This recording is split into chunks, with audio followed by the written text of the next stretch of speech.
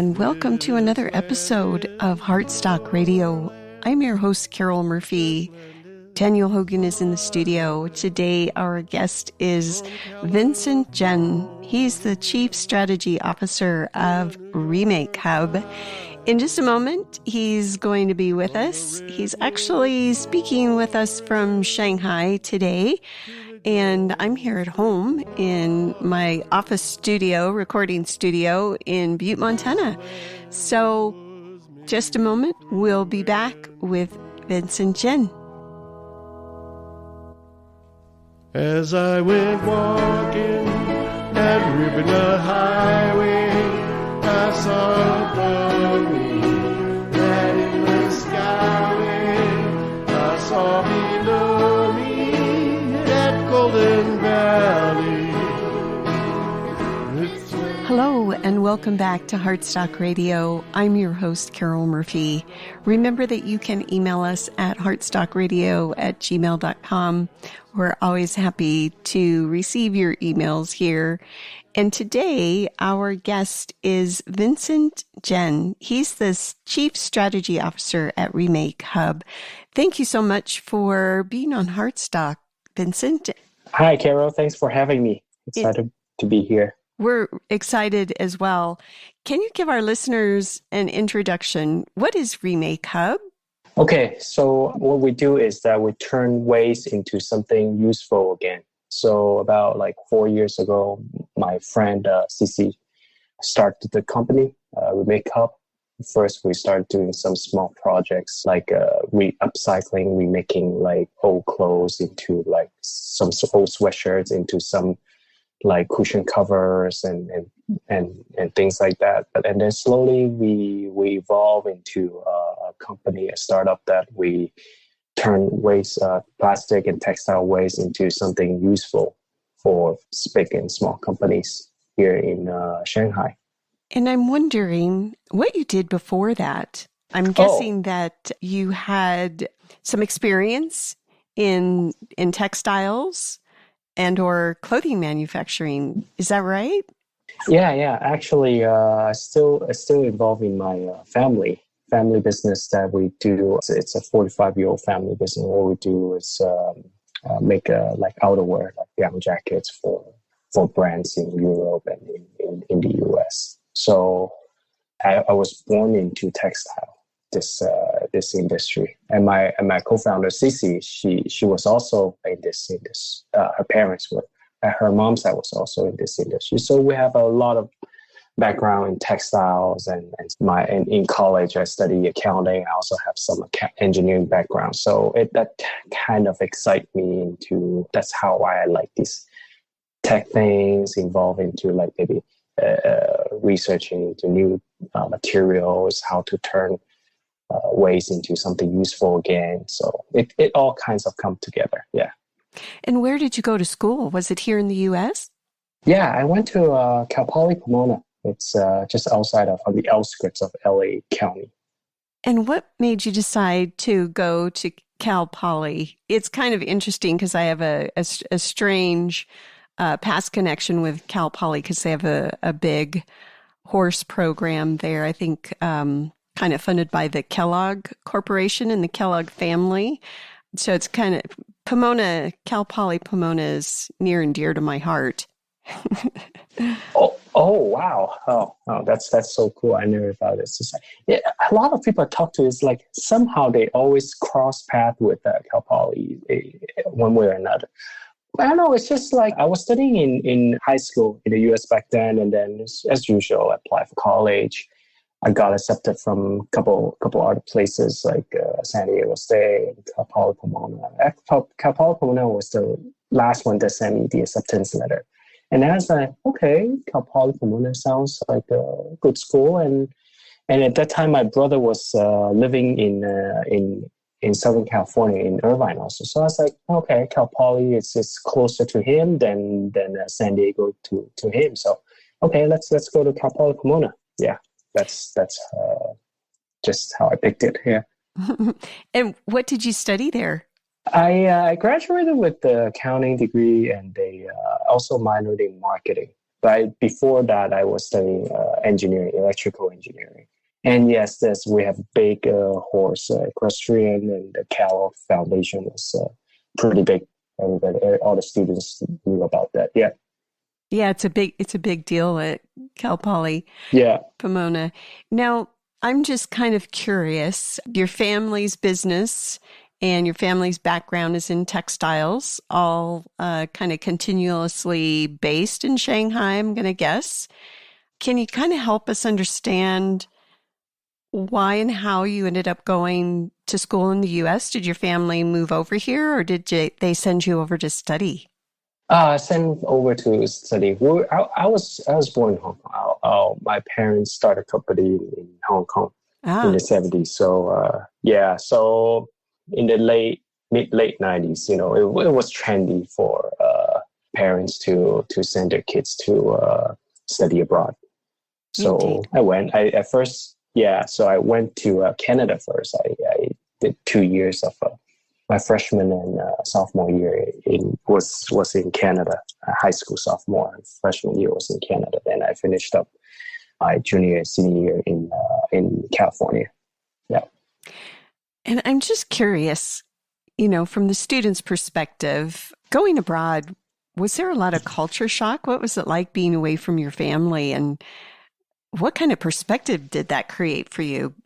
I had two cultural shocks, actually. The first one was going to North America. It was very different. It was like, the food was all right. It wasn't really that big for me, but it was more, kids interacting, hot topics, what you can talk about in school, and like how you dress in schools.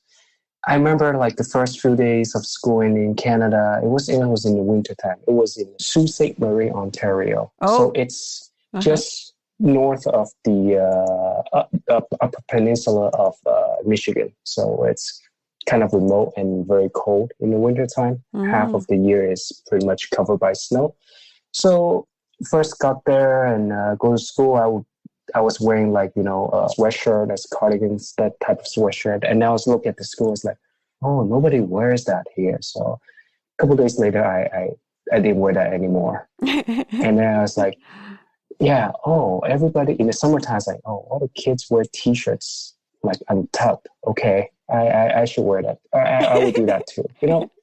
These things. Yeah. And then sometimes some kids say something, and I was like, I have to pretend it's like, yeah, I got it. Laugh along. So that was the cultural shock that was going in. That was very big difference, because there weren't any Asians at all in my school. Yeah. And then coming back from North America to Shanghai, it was huge, because I spent 10 years in North America. So I was going back to Shanghai. I was like, wow, that's very different. Why there's so much traffic? And at that time, Shanghai has a lot of traffic, because they were building like all the roads and the metro subway systems. So I was like, there was a lot of construction. It's like, why so dusty here? It's like so many people. People driving were a bit more aggressive than in Southern California. And then people were saying like, this guy is speaking Chinese a bit slowly. How come? So I had two cultural shocks. Yeah. Yes, indeed. And what year did you go back to Shanghai? 2005. Okay. Yes, very interesting. And I'm just kind of curious. Of course, we have to talk about your experiences there with COVID. Recently, there was another lockdown that we heard about. What has life been like there for you as a business person trying to carry on a manufacturing business with lockdowns?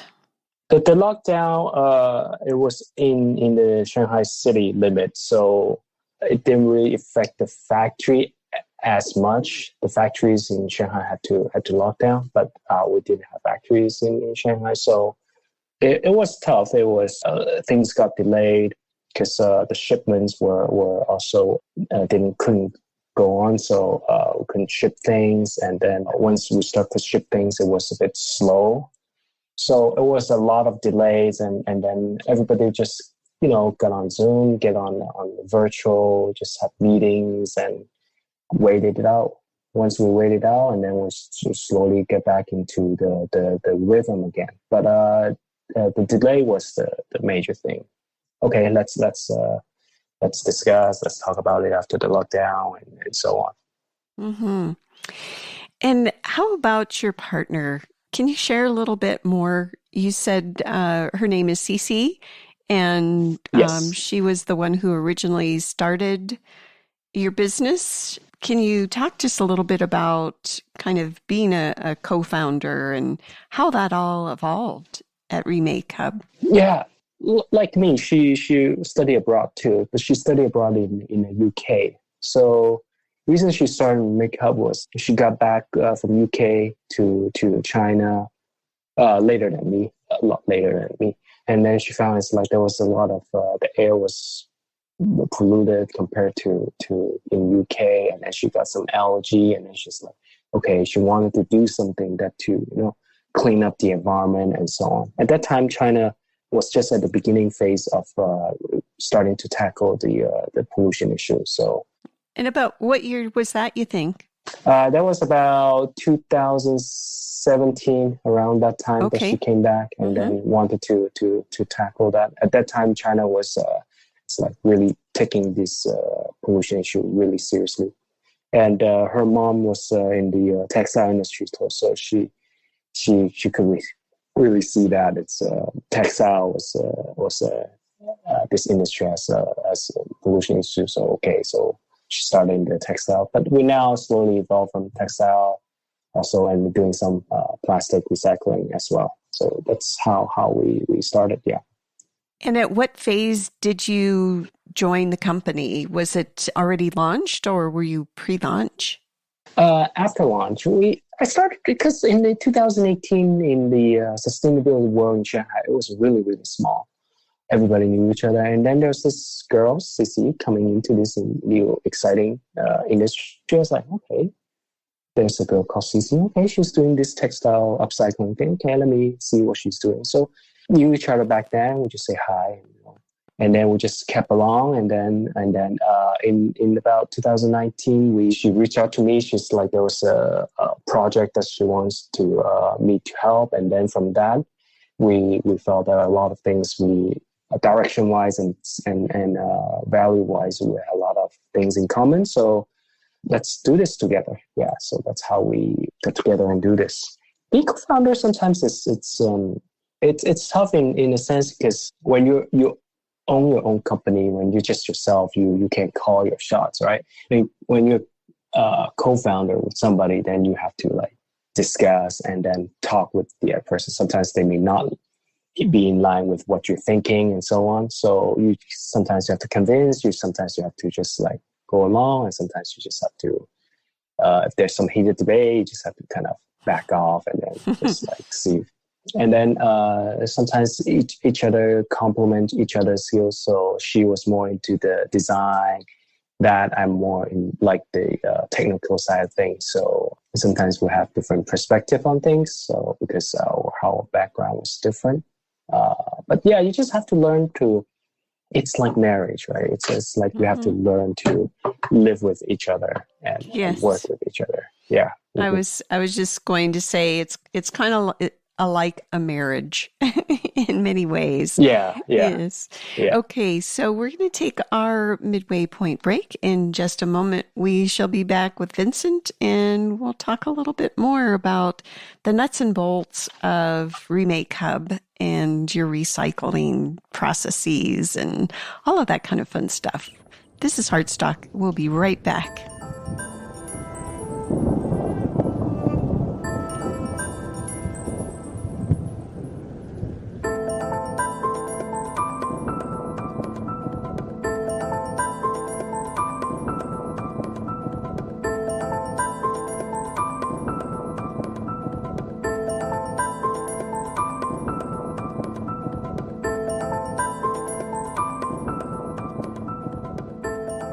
This is Heartstock Radio. I'm your host, Carol Murphy.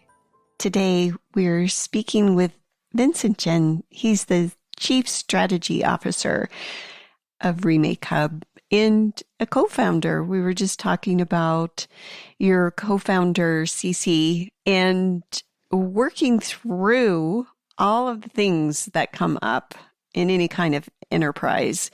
And I'm just wondering, how do you recycle textiles? Can you kind of give our listeners a view of the process? And then how did you expand that to plastics as well? Okay, cool. So the textile part, right now we're still doing more mechanical process. So literally just take clothes, we cut off the parts where that it's doesn't have like cranes or have the sewing threads or other like embroideries on or tags on. And then we cut that part off, and then we shred it into small pieces and then go through machines. It would turn it into fiber, and these fibers are sometimes it will go back to the supply chain again. It can make like a new clothes. Like for example, if you have a cotton t-shirts, that cotton can go back. If it's a white cotton t-shirt, it can go back to make a new jeans and so on. And if it's some mixed materials, then usually right now we are doing is just turn that into some insulations for automotive industries or other construction industries. But we're also working with other companies to see if they're, how we can make that more valuable, the ones that we cannot go back to the supply chain. And the plastic side, it's just when we start out there, we was doing some clothing projects, and then there are companies and people asking me, so like, can you do some plastics? And so I'm like, okay. Cece's dad had some connections, resources in that kind of molding industry. I think we could do that. So that's how we started to do the plastic parts. So we take some bottle caps from some restaurants and so on, and turn them into something useful, like souvenirs or something to let the consumers know, okay, these things can be recycled. Just think about that. And then sometimes we took some old toothbrush heads and then turned part of it into a toothbrush stands, like an electric toothbrush stands. So we've done something like that also. Yeah. And textiles are one part. We also did some old shoes. We turned the outsole into something useful, some like seating, like cushioning for the retail shops and so on. Yeah. So I'm just curious, being in the textile or clothing industry and CC coming back and seeing a lot of the negative impacts. Can you give our listeners an idea and a view of what exactly, maybe exactly is not the best word, but give us a sense of the levels of pollution and what it's like there. I mean, I'm trying to think the last time I have to start counting on my fingers and toes, but when I went to China, the biggest thing that I noticed as far as pollution in the various sundry places I went is a lot of water pollution in the rivers and air pollution. At the time I lived in the Central Valley in California, and I would hear people say things like, we have the worst air on the planet. And I had to tell them, no, actually.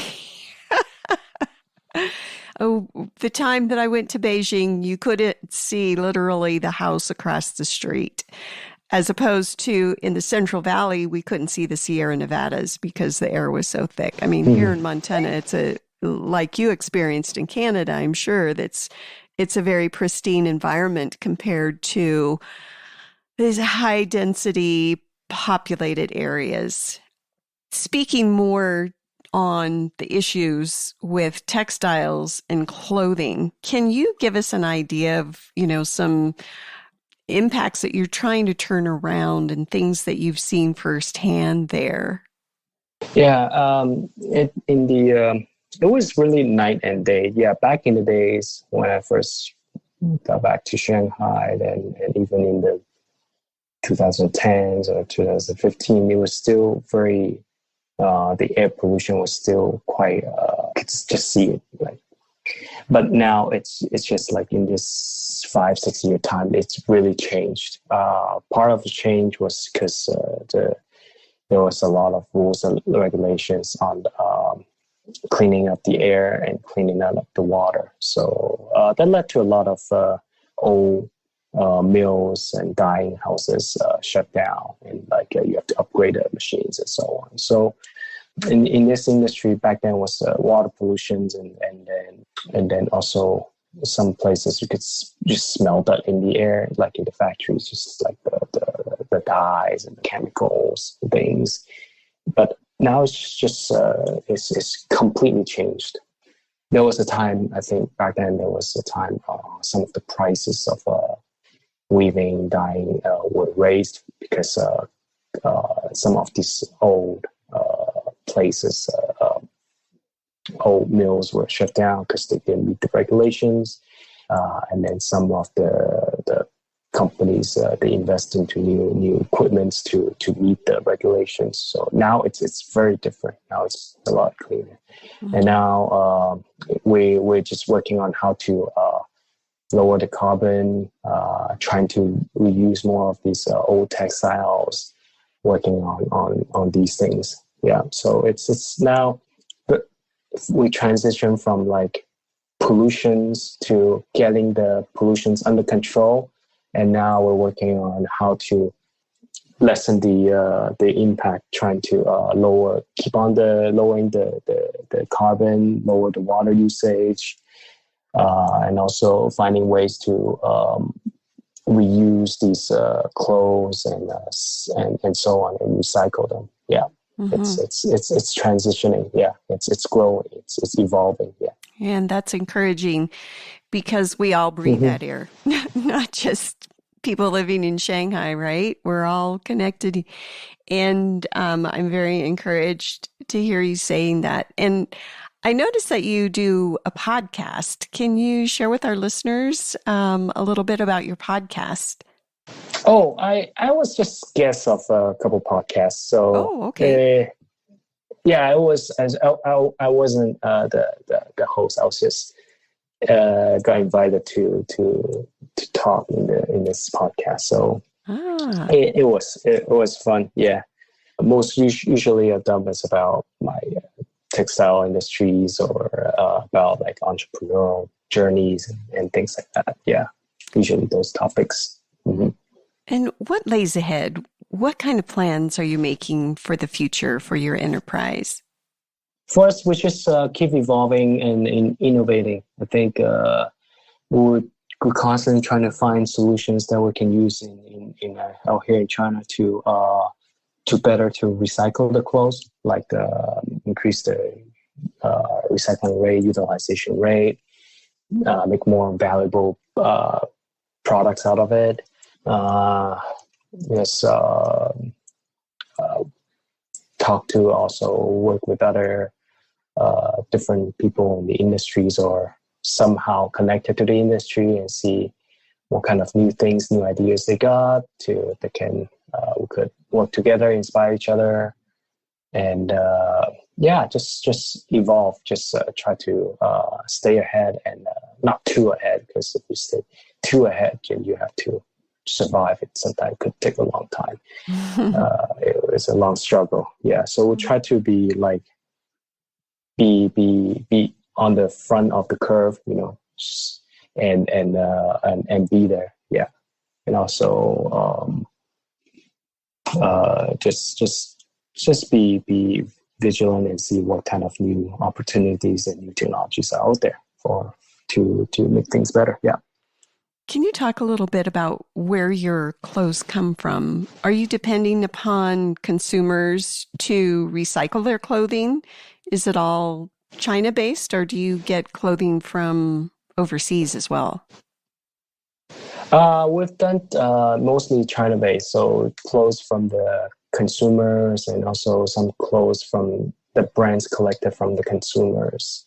A lot of that we did some was defects, or when people return things, they like e-commerce, when they return things, there was some lipstick stain on the clothes that weren't much, but so these unsold sellable things. So yeah, so we got from brands and consumers usually that way. We're also looking to see if we could have partners to do it outside of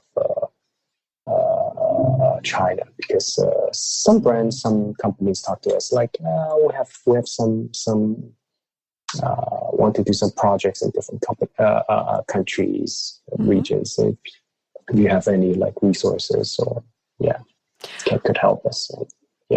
Are consumers pretty aware about the importance of recycling clothing once they're done with them and their usefulness? Is there a lot of consumers involved in recycling of clothing? It comes in different speed. Like there's some more forward-thinking consumers. The early adopters, they would be are more willing to work into this. Okay, keep on clothes recycling and so on. And there's some like older consumers, because in China we don't usually want to sell our used clothes, because some people think it has some bad omen. Depends on which region or part of China you have, especially some older people. So they would usually pass them along within their relatives. Sometimes they don't. They just felt some could be some bad omen or something. It's just different culture. Yeah. Uh-huh. We just have to, but it's getting better, because countrywide we're implementing like a trash sorting system. So people will sort out their plastic trash, recyclables, kitchen waste, food waste, and non-recyclables, and so on. So it's getting there.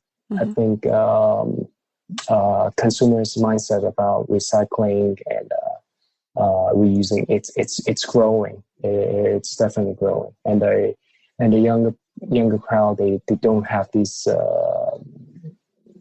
live in big city. They don't have sometimes this cultural attached, like bad omens or something. So they will be more maybe willing to use second hands and so on, and do different things with it. Yeah. So sadly, we have once again run out of time, and please share with our listeners how they might find you to carry on the conversation. How can they reach you? Yeah. You can also always find me on LinkedIn. There's only one Vincent Djen, last name Djen on there. So it's very easy to find me on LinkedIn there. Yeah. Djen, right? Yeah. Yes. Fantastic. Yeah, my last name. Yeah.